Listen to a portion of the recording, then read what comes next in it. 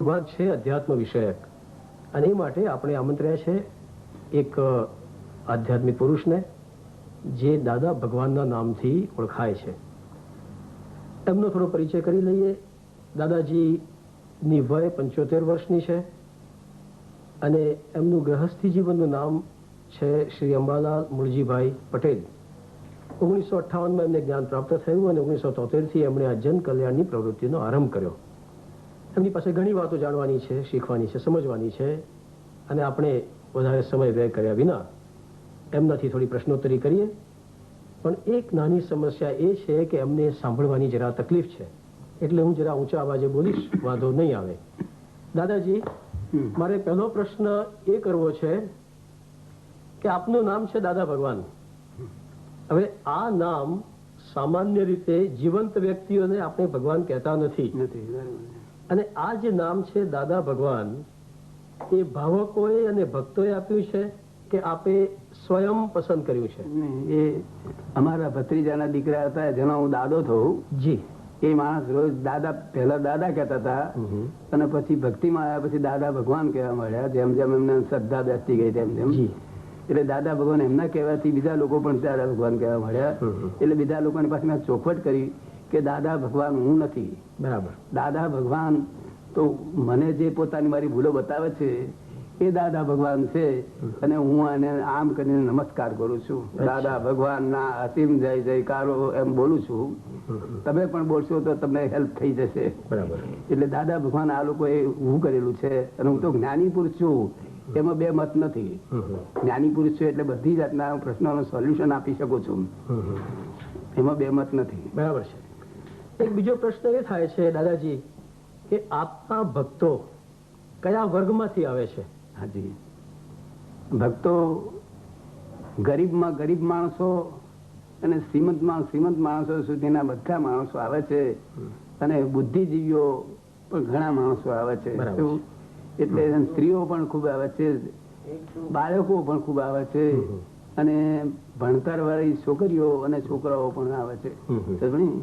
લગભગ બધા થઈને 50,000 માણસ આવતું છે મારી પાસે. બરાબર છે. એટલે મારે એક મિનિટે પણ મને નવરાશ હોતી નથી, દિવાળી દાડે પણ નવરાશ હોતી નથી. રોજ 6:30 વાગ્યાથી કામ શરૂ થાય છે, તે રાતના 11:30 સુધી કામ ચાલે છે. તેમાં 3 કલાક મને આરામ આપે છે આ લોકો, 12 થી 3 સુધી. આટલો આખો દિવસ ચાલે છે. દિવાળી દાડે મને સેકન્ડ ટાઈમ નહીં મળતો, એટલે મારે રજા હોતી નથી કોઈ જાતની. બરાબર છે. હવે દાદાજી, એક બીજી વાત આમાં આવે છે કે આપના ભાવક કે ભક્ત થવું હોય તો કોઈ યોગ્યતા કે કોઈ દીક્ષા કે કોઈ આચાર સંહિતા એવી આપણે નક્કી કરી છે? ના, દરેક માણસ ને ગમે તેવો હોય પણ મને ભેગો થાય એનો અધિકારી હું કહું છું.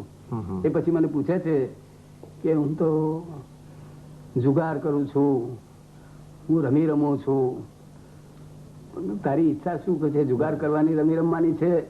ના, મારે શાંતિ જોઈએ છે ને ભગવાનની પ્રાપ્તિ કરવાની ઈચ્છા થાય છે. મેં કહું તું અધિકારી છું. બરાબર છે. કોઈ પણ માણસ મારે તો એ અધિકારી થાય છે, અને એની મેરે કુદરતી રીતે થઈ જાય છે. જી. એવું. એટલે લગભગ 2-3 હજાર માણસો, 5,000 માણસો લગભગ દાદા ભગવાનને નિરંતર યાદ રાખે છે, નિરંતર એક ક્ષણ બાકી સિવાય. એક બીજો પ્રશ્ન. હાજી. અને પ્રશ્ન એ છે કે આપણે ભક્તિની વાત કરીએ છીએ. ભક્તિમાં જયારે આપણે આવીએ ત્યારે ગીતામાં શ્લોક છે કે કૌંતેય પ્રતિજાનીહિ નમે ભક્તઃ પ્રણશ્યતિ. બરોબર. હે કુંતીના પુત્ર, તું નિશ્ચય જાણજે કે મારો ભક્ત નાશ પામતો નથી. હવે ભક્તિ જયારે આપણે મૂકીએ કેન્દ્રમાં, ત્યારે બુદ્ધિ અને તર્ક એ બંને બંધ કરવા પડે છે, એવું મારું માનવું છે. આપ જરા માર્ગદર્શન આપો. ભક્તિનો સ્વભાવ જ એવો છે કે બુદ્ધિ તર્ક ઓછા કરે છે, અને એનામાં છે તે સૂઝ વધારે વધતી જાય છે. સમજ અને સૂઝ એ વધતી જાય છે. એક ઘટે છે તો બીજું વધે છે, એટલે પેલાનો સંતોષ રહે છે. નહીં તો એક ઘટે બુદ્ધિ તો સંતોષ ના રહે, પણ બીજી બાજુ સમજ વધે છે એટલે એનો સંતોષ રહે છે. અહીં એક બીજી વાત આવે છે દાદાજી. હાજી. કે શ્રદ્ધા, આપણે શ્રદ્ધા રાખીએ છીએ. હવે ભક્તિ અને શ્રદ્ધા એ બે વચ્ચેનું અંતર થોડું સમજવું હતું. હાજી. હવે શ્રદ્ધા એક વસ્તુ એવી છે કે વ્યવહારમાં દરેક વાતમાં શ્રદ્ધાની જરૂર છે. આપણે ટ્રેનમાં સાથે ગઈકાલે એક્સિડન્ટ થયો હોય અને બોમ્બે આવવું હોય તો આપણે બોમ્બે આવવાની જરૂરત છે અને એક્સિડન્ટ થયેલો છે એ વાત પણ ખાતરી છે, તો શંકા રાખશો કે આમ થયું હતું કાલે આમ થશે એવું રાખ્યા કરતા શ્રદ્ધા જ રાખવી, કશું કાંઈ થવાનું નથી બસ. એટલે શંકા નહીં કરવી. શંકાથી માણસ, કોઈ પણ માણસ વિનાશ જ થાય. શંકામાં કોઈ પણ જાતમાં શંકા નહીં કરવી. પોતાની છોકરીઓ કોલેજમાં જતી હોય મોટી ઉંમરની અને ત્યાં આગળ મનમાં એમ શંકા પડે કે એની જોડે કોઈ છોકરા જોડે ફરે છે તો શંકા નહીં કરવાનો, ઉપાય કરવાનો. બરાબર છે. શંકા બિલકુલ કરવાની નહીં. શંકા આવશે તો વિનાશ થશો અને હેલ્પ નહીં થાય. પણ મને એક બીજો વિચાર આવે છે આમાં કે ગીતામાં લખ્યું છે કે સંશયાત્મા વિનશ્યતિ, સંશય કરનાર નાશ પામે છે. પણ પશ્ચિમનો જો ઇતિહાસ જોઈએ આપણે તો પશ્ચિમમાં એક એવો યુગ આવ્યો કે જ્યારે માણસે પ્રશ્નો કર્યા. એક પ્રશ્ન કર્યો કે આ પાંદડા લીલા શા માટે છે, લાલ શા માટે નથી, અથવા લોહી રક્ત લાલ શા માટે છે ને લીલું કેમ નથી, અથવા આકાશ કે નીલું અથવા બ્લુ જ શા માટે છે, બીજા રંગનું કેમ નથી. પ્રશ્નો તદ્દન બાલ્ય સુલભ પ્રશ્નો હતા. પણ આ પ્રશ્નોમાંથી જ્ઞાનનો પ્રાદુર્ભાવ થયો. એ પ્રશ્નોમાંથી, એ શંકામાંથી, એ સંશયમાંથી એક જ્ઞાન પ્રગટ્યું જેને આપણે વિજ્ઞાન કહીએ છીએ. આખું વિજ્ઞાનનું પ્રાગટ્ય પશ્ચિમમાં ખાસ કરીને એ શ્રદ્ધા પર આધારિત નથી પણ વિજ્ઞાન પર અથવા તો સંશય પર પ્રમાણિત છે. એટલે આ એક દ્વૈત મારા મનમાં રહ્યા કરે છે. બરોબર. આપ થોડું માર્ગદર્શન આપો. શંકા બે પ્રકારની છે. જી. એક ફોરેનના લોકો જે શંકા રાખે છે, પુનર્જન્મ જાણતા માનતા નથી, એ લોકો શંકા રાખે છે એ વધુ જાણવાના માટે શંકાઓ કરે છે. હાજી. વધુ જાણવા માટે, જે જાણે છે તેથી વિશેષ જાણવા માટે, બરાબર, વિગતવાર જાણવા માટે, માહિતી માટે. અને આપણા લોકો શંકા કરે છે, જે પુનર્જન્મ ને માને છે એ લોકો શંકા કરે છે પોતાની સેફ સાઈડ પૂરતી શંકાઓ કરે છે. બરાબર છે. એટલે સેફ સાઈડ ની શંકા વિનાશ લાવે. આપણે ફરીથી જૂના પ્રશ્નો ઉપર જઈએ દાદાજી. આપે શ્રદ્ધાની વાત સમજાવી. અને એક બીજો આયામ છે અંધશ્રદ્ધાનો. અંધશ્રદ્ધા. તો આપ એનો કે તફાવત સમજાવો. હવે શ્રદ્ધા એનું નામ કહેવાય જે શ્રદ્ધા આપણને આવવી જોઈએ. શ્રદ્ધા આપણને આવવી જ જોઈએ. લોકો ઘણા સંત પુરુષ એમ કે છે કે મારી પર શ્રદ્ધા રાખો, તો શ્રદ્ધા રાખી રહે નહીં. શ્રદ્ધા તો પોતાની પાસે આવવી જ જોઈએ. એટલે હું મારે ત્યાં જે આવે છે એમને કહી દઉં મારી પર શ્રદ્ધા રાખશો નહીં, તમને આવે તો જ આવજો, રાખજો. શ્રદ્ધા રાખશો જ નહીં મારા વાક્ય ઉપર. જો તમારા આત્મા કબૂલ કરે તો જ માનજો, નહીં તો મારો એક શબ્દ માનશો નહીં. એટલે શ્રદ્ધા રાખવા જેવી નથી ચીજ. અને જેનામાં જે એટલું પ્રભાવ ના હોય તો શ્રદ્ધા આવી જ જાય. શ્રદ્ધા એની મેળે જ આવે છે. એટલે પ્રભાવ નથી ને લોકો એમ કે છે કે મને શ્રદ્ધા મારી પર રાખો. હવે એક આગળ વધીએ જરા. અને એક શબ્દ છે સત્ય. આપણે સત્યનો હંમેશા પુરસ્કાર કર્યો છે અને અસત્યનો તિરસ્કાર કર્યો છે. અને આપણે હંમેશા કહીએ છીએ કે સત્યમેવ જયતે. પણ સત્ય જરાક એક વિચિત્રતા લાવે છે કે દાખલા તરીકે હું કલાકાર હોઉં તો મારું કલાકાર તરીકેનું સત્ય અને વ્યક્તિ તરીકેનું સત્ય બંને એક જ સત્ય છે. પણ હું જો વેપારી હોઉં તો મારું વેપારની દુનિયાનું સત્ય અને મારા જીવનનું સત્ય બે જુદા સત્યો હોઈ શકે. તો આ જે દ્વિધા ભાવ જે છે, જે વિરોધિતા છે કે મારે જીવનમાં સત્યની વાત કરવી છે અને વેપારમાં અસત્યની વાત કરવી છે, અને છતાંય સત્યને જ ઉપર મૂકવું છે, સત્યનો પુરસ્કાર કરવો છે. તો આ એક વિદ્વેષ થાય છે મનમાં, એ વિસંગ ગીતા થાય છે. એક વ્યવહાર સત્ય જી, જે જગત આખારમાં રિલેટિવ સત્ય તરીકે કહેવાય છે, સાપેક્ષ. જી, સાપેક્ષ. જી. અને એક રિયલ સત્ય સત કહેવાય છે. એ સત્ય ને કહેવાય સત. એટલે અવિનાશી. બરાબર. કોઈ પણ વસ્તુ અવિનાશી હોય તેને સત કહેવાય. અવિનાશી અસ્તિત્વને સત કે છે. બરાબર. અને વિનાશી અસ્તિત્વને સત્ય કે છે. જી. હવે સત્ય હરેક જગ્યાએ જરૂર છે અને સત્ય જો હોય તો વિજય થાય છે. પણ સત્ય એના સત્યના રૂપમાં હોવું જોઈએ, એની વ્યાખ્યામાં હોવું જોઈએ.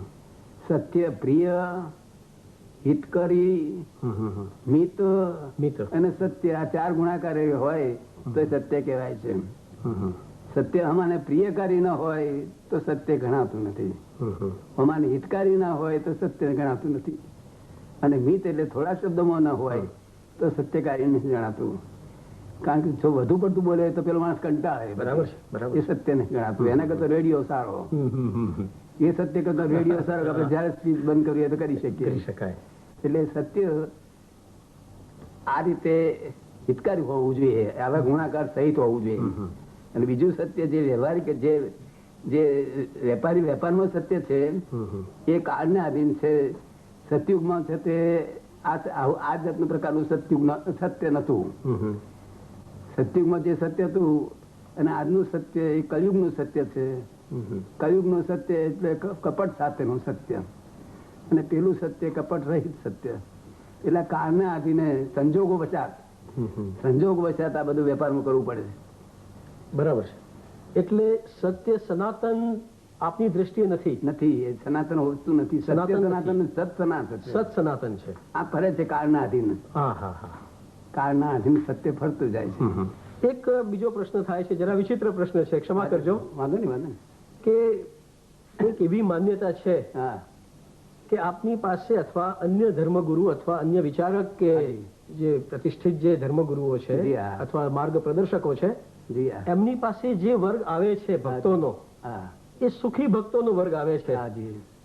અને સુખી માણસોના દુઃખો ઓછા કરવામાં આપનું દર્શન આપો છો. જ્યારે જે દુઃખી વ્યક્તિઓ છે, જેમની ચિંતાઓ છે, જેમની શાશ્વત અને ભૌતિક ચિંતાઓ છે, લૌકિક ચિંતાઓ છે, વાસ્તવની ચિંતાઓ, સુખી લોકોની પાછળ જે ટાઈમ, ક્ષમા કરજો આ પ્રશ્ન માટે, સુખી લોકોની પાસે જે ટાઈમ બગાડવામાં આવે છે એ પોતાના સ્વાર્થને માટે બગાડ છે. જી. અને તે દુઃખીને ધ્યાન આપતા નથી, સ્વાર્થ પોતાનો સચવાતો નથી. એટલે પણ મને તો કોઈ પણ પ્રકારનો સ્વાર્થ છે જ નહીં. મને આ દુનિયા, મને અમેરિકા ગયો ત્યારે ત્યાં આગળ ગુરુ પૂર્ણિમા ઉઠી હતી, તે બધી સોનાની સાંકળીઓ ચડાવી જતા હતા, તે હું પાછી આપી દેતો દરેકને. શું? બરાબર છે. મારે આ દુનિયામાં, વર્લ્ડમાં કોઈ સોનાની જરૂર નથી. આ દુનિયામાં કોઈ ચીજ એવી નથી કે મારે ખપતી હોય. અને સ્ત્રીનો તો મને વિચાર પણ નથી આવતો. એટલે શું કહેવા માંગતો હતો? એટલે આ જીવનમાં જે આપણે સુખની વાત કરતા હતા કે સુખી માણસનું દુઃખ કે દુઃખી માણસનું દુઃખ, એવા કોઈ જુદા કોઈ અર્થો કાઢવાની જરૂર નથી. સુખી માણસો મારી પાસે આવે છે, એમના દુઃખ દુઃખી કરતા વધારે પડતા હોય. બરાબર છે. કારણ કે એમના માનસિક હોય છે બિચારાના, એટલે કરુણા રાખવા જેવા હોય છે. એટલે એમની પણ મારે રાખવું પડે છે અને એમનું પણ રાખવું. આપણે તો સમદ્રષ્ટિથી જોવાના છે, મારે એક બાજુ મિલનો માલિક હોય અને ડ્રાઈવર બે સાથે બેસવામાં આવે છે. એટલે મને એ નથી, પણ એમની પર કરુણા દ્રષ્ટિ છે. અત્યારે આ કાળના હિસાબે શ્રીમંતોનો ભયંકર દુઃખો છે. એક બીજો પ્રશ્ન થયો કે પ્રભુ પાસે જવા માટે અથવા જે અંતિમ સત્ય છે એના તરફ જવા માટે અથવા બ્રહ્મ, ગમે તે શબ્દ વાપરીએ, પણ જે પરમ સત્ય છે ત્યાં જવા માટે વ્યક્તિને એક ગુરુની જરૂર પડે છે. ખરેખર જરૂર છે ગુરુની? ગુરુની જરૂર તો જન્મ્યો ત્યાંથી ગુરુ એ નિમિત્ત છે. એટલે સ્ટેશને જવું હોય ને આપણે જો કોઈને પૂછીએ નહીં તો આપણે બહુ વખત જતો રહે. પોતાની જાતે શોધી કરી શકે નહીં. એટલે પૂછવાનું રસ્તામાં કે ભાઈ આ સ્ટેશન ક્યાં, કઈ બાજુ આવ્યું, એ પણ ગુરુ કહેવાય છે. જેને જેને આપણે પૂછીએ એ બધા ગુરુ કહેવાય. સ્કૂલમાં બધા ગુરુ કહેવાય છે, કોલેજમાં બધા ગુરુ કહેવાય છે, પેલા મા બાપ ગુરુ હોય છે. એટલે બધા ગુરુ તો બધી જરૂરિયાત છે. અને છેવટે અધ્યાત્મ માટે પણ ગુરુની જરૂર છે. અને આચાર્યનો અર્થ જ એવો છે ને કે જે આચાર દ્વારા શીખવે એ જ આચાર્ય કહેવાય છે ને. આપણે ત્યાં શું કહેવાય છે? આચાર્ય. જે આચાર દ્વારા, પોતાના આચાર દ્વારા, પોતાની ક્રિયા દ્વારા જે શીખવે એને જ આપણે આચાર્ય કહીએ છીએ. એને આચાર્ય કહે છે, પણ આચાર રહ્યા નથી. આચાર્ય લોકોને છાપ પડતી. બરાબર છે, નથી.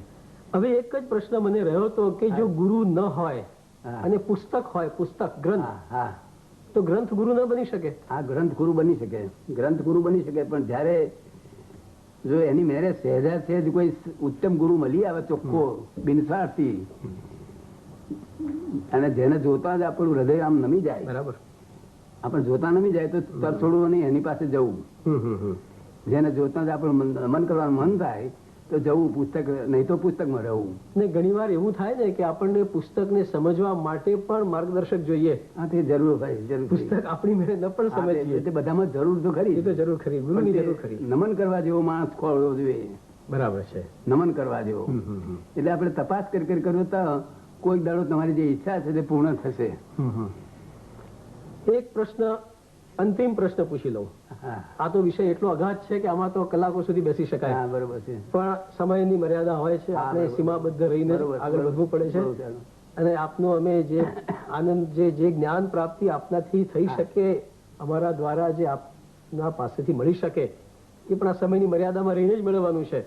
એક પ્રશ્ન છેલ્લો છે કે સુખ આપણા, અને સુખની આપણી વ્યાખ્યા ઇન્દ્રિય ગમ્ય સુખની છે. હા, ઇન્દ્રિયો દ્વારા આપણે જે અનુભવીએ છીએ, પ્રાપ્ત કરીએ છીએ, એ સુખની વ્યાખ્યા છે. આપ સુખને કઈ રીતે મૂલવો છો? સુખ બે પ્રકારનો. જી. એક ઇન્દ્રિયોથી જે પ્રાપ્ત થતું સુખ છે એ વિકલ્પી સુખ છે. બરાબર. વિકલ્પી સુખ છે, એટલે એ સાચું સુખ નથી. એમાં આરોપ કર્યો છે. જલેબીમાં આરોપ કરીએ તો સુખ લાગે, અને જલેબી ખરાબ છે એવો આરોપ કરીએ તો દુઃખ લાગે. માટે જલેબીમાં સુખ નથી, આપણા આરોપ ઉપર આધાર રાખે છે. બે રૂમ જો આપણે આરોપ કરીએ બહુ સરસ છે તો સુખ આપે, અને મારા ફ્રેન્ડ ના 4 રૂમ છે એના કરતા ખરાબ છે એમ કહ્યું દુઃખ આપે. એટલે આ બરાબર સમાંતર વસ્તુઓ ચાલે છે. એટલે આરોપ કરો તે પ્રમાણે બધું ચાલશે. આરોપિત વસ્તુ છે. આરોપ ભાવ કરો એ પ્રમાણે સુખ અંદરથી આવે છે. બરાબર છે. પણ જેવો આરોપ કરો, સમજો ને. બરાબર છે. હું ઘણી સારી ખાડી હોય ને તો ઘણી સારી છે કોઈને ખાઈ લઉં છું. અચ્છા દાદાજી, આપના બહુ જ આભાર, અત્યંત આભાર. અંતઃકરણપૂર્વક આપ અહીં કષ્ટ લઈને આવ્યા અને અમને આ વાતો કરી. આ કાર્યક્રમ અહીં સમાપ્ત કરતા પહેલા આ જે બીજો આયામ આપણે જોયો, પ્રથમ આપણે સેક્સનો આયામ જોયો, જાતીય વિજ્ઞાનનો, અને બીજો આધ્યાત્મિક જ્ઞાનનો. દાદાજી પાસેથી આપણે થોડી વસ્તુઓ પ્રાપ્ત કરી. સુખની વ્યાખ્યા, ગુરુની જરૂરિયાત, ગ્રંથનું મહાત્મ્ય, અથવા જે શરૂની વાતો, અને એ વાતો આપણે ઘણી લંબાણથી ઘણી વાર કરી શકીશું. પણ અત્યારે આજે અલ્પ સમયમાં આપણે વાતો કરી, અને ખાસ કરીને એમની જે તકલીફો છે દૈહિક, ખાસ કરીને સાંભળવાની તકલીફ, એ છતાં એમણે જે સંતુલન રાખીને શાંતિથી ઉત્તરો આપ્યા, એ બદલ આપણે એમનો અત્યંત આભાર માનીએ છીએ, અંતઃકરણપૂર્વક આભાર માનીએ છીએ. આ કાર્યક્રમ આપણે અહીં સમાપ્ત કરીએ છીએ. ધન્યવાદ. જય સચ્ચિદાનંદ.